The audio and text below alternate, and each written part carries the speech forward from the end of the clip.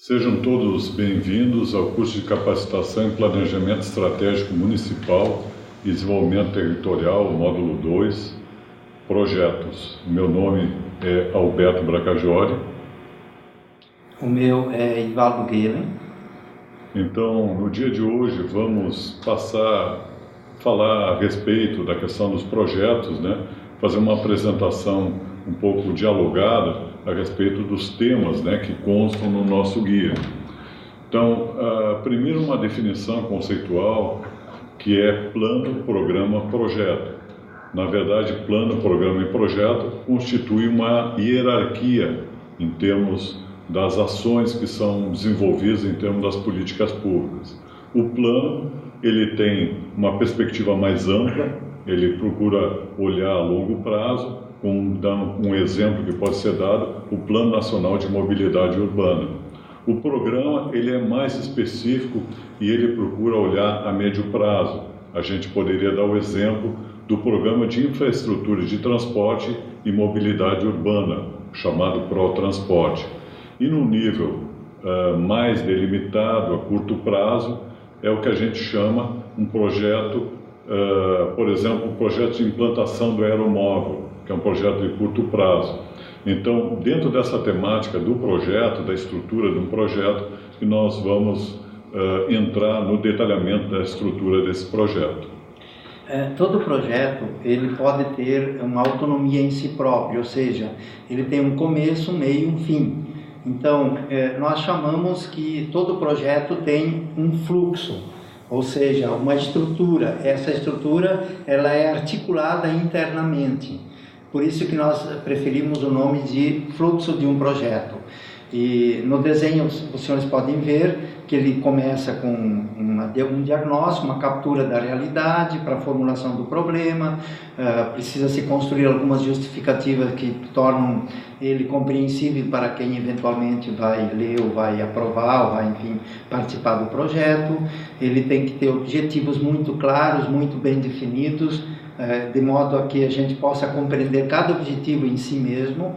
Ele precisa também ter definidos algumas atividades precisam estar definidas que vão ser realizadas no decorrer do projeto. Eventualmente, ou na maioria dos projetos, também se definem indicadores, que aqui nós hoje não vamos tratar, que será objeto de um próximo módulo. E isso tudo deve ser viabilizado através de procedimentos metodológicos ou de metodologia. A seguir, nós precisamos ter em todo o projeto também condições de monitoramento e avaliação, que vão ser tratadas nos próximos módulos desse curso, para ser complementado com uma definição de recursos humanos, financeiros, políticos, infraestrutura, etc. E, por último, um cronograma que sintetize todo o projeto.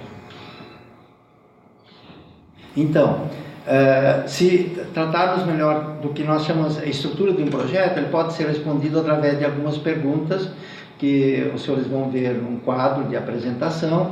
Qual é o nome do nosso projeto, ou seja, o título, como esta situação pode ser capturada, ou seja, qual é a situação atual que vai dar o diagnóstico, o que queremos com esse projeto, que são os objetivos, por que queremos realizar esse projeto e esses objetivos, onde faremos, ou a localização, o espaço, o território, o universo, enfim, geográfico, etc., para que faremos esse projeto, que é o público-alvo, beneficiário direto e indireto, quem somos e com quem vamos contar para a sua realização, que instituições, que pessoas, que profissionais, onde queremos chegar com isso, que são as metas objetivas, como faremos cada meta ou o conjunto do projeto, que é a metodologia, o que precisamos fazer, que são as atividades definidas, atividades bem claras.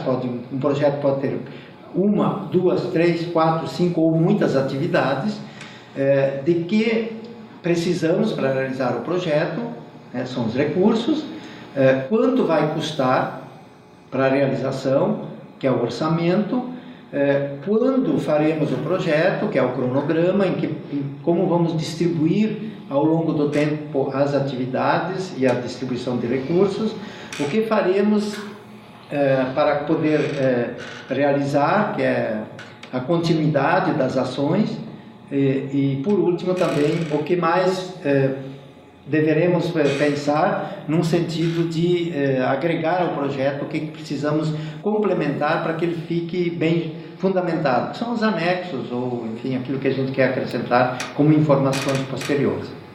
Bom, com esse conjunto de perguntas da estrutura do projeto, normalmente nós iniciamos com um diagnóstico, né? O diagnóstico é essa captação da realidade, conforme está sendo falado, né? Onde nós vamos buscar dados e informações. Pode ser dados e informações que já foram coletados por órgãos de pesquisa, IBGE, entre outras entidades que coletam informações diretamente dentro da área que vamos trabalhar. Temos informações sobre iniciativas similares de projetos que já foram desenvolvidas em outras regiões, em outras partes do mundo. Um aspecto que compõe, né, a estrutura do projeto, e a maior parte dos projetos hoje, dentro de uma arquitetura de participação do Estado brasileiro, é nós termos a informação dos próprios beneficiários, a percepção dos beneficiários que vem a ser o público-alvo, que vão ser participar do projeto, em informações, em toda a parte da gestão, e identificar quais são os principais problemas, né, que estão afetando essa área na qual iremos desenvolver o projeto. Dentro do diagnóstico, podemos fazer toda a parte de levantamento de problemas socioambientais, podemos fazer reuniões, entrevistas, questionários, levantar questões sobre a parte de implantação, diagnóstico e avaliação do projeto, né? E resultados diagnósticos serão apresentados os dados e a busca de fazer uma hierarquização dos elementos levantados, procurando ver quais são os problemas e as potencialidades.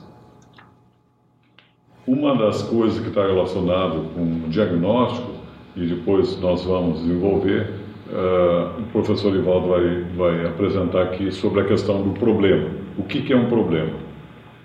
Então, um problema ele pode gerar um motivo de projeto, ou ele pode resultar do diagnóstico e poder focar diretamente no foco central, naquilo que se quer modificar da realidade. Lembremos-nos que todo projeto ele visa transformar, modificar uma determinada realidade. No caso de que nós estamos tratando, a realidade social principalmente. Então, uma boa problematização, no sentido de definir claramente aquilo que se quer modificar, né, aquilo sobre o qual nós vamos intervir, é muito importante para que se possa também encontrar boas respostas e definir boas atividades que depois, enfim, vão produzir os resultados e atender os objetivos. Um problema ele sempre parte de uma situação complexa. Toda a realidade ela pode ter várias situações diferenciadas e a definição, a identificação dos problemas que queremos resolver com o projeto nos obriga ou nos recomenda conhecer os seus vários aspectos.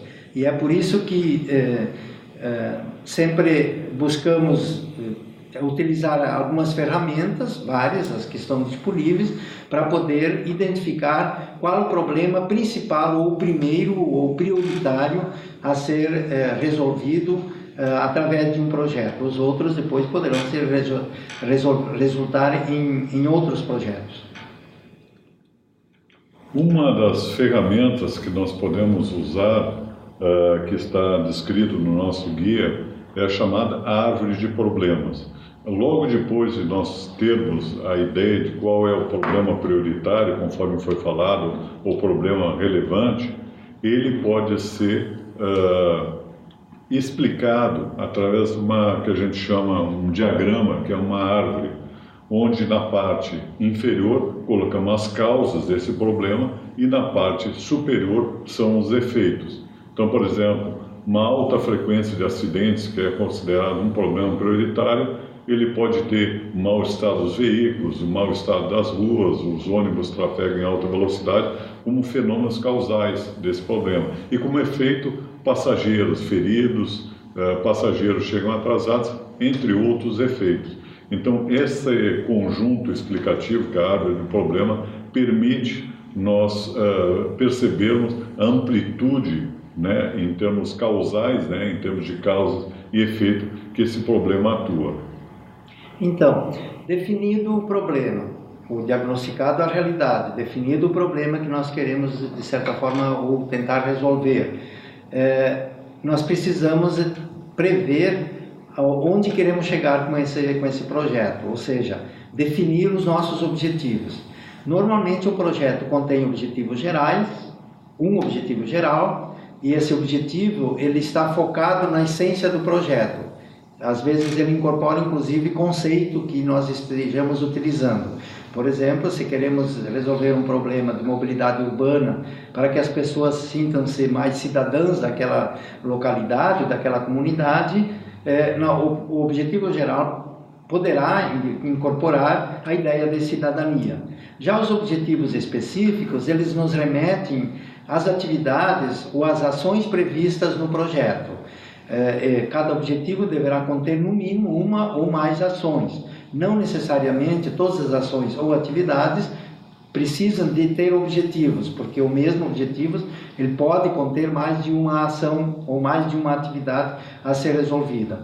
Porém, é importante que os objetivos sejam geral, sejam específicos, eles sejam absolutamente claros, comecem em geral com um verbo e permitam com que quem lê entenda ele por si próprio, que ele não necessite de uma explicação para poder ser compreensível.